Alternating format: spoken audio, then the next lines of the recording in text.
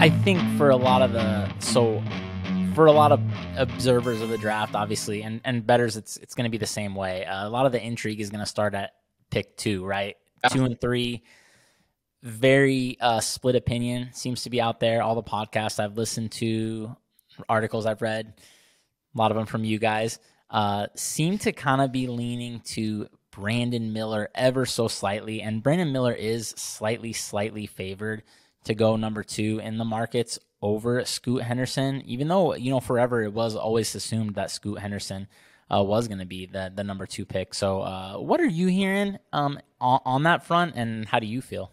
Yeah, I mean, it's interesting just because the two teams at 2 and 3, Charlotte and Portland, are two teams that have point guards, right?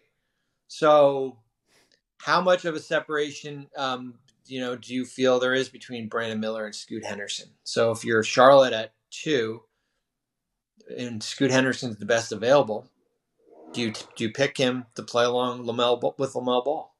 Same with Portland with Damian Lillard here. I mean, I think that's going to be that's what you're faced with here. Brandon Miller is interesting because it's a position of need. He's a big wing. I mean, 6'9", 6'10".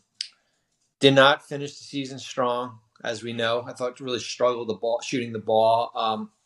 Jonathan Gavoni, our ESPN writer, has written that he's basically dealt with some mononucleosis and has lost a lot of weight, so he hasn't been working out as much. So I think you're going to. I don't.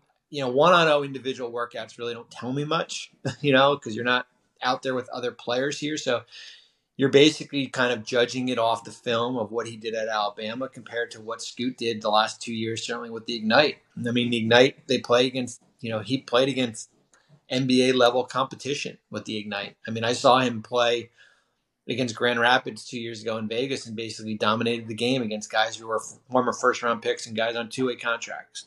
So how do you take that into equation also?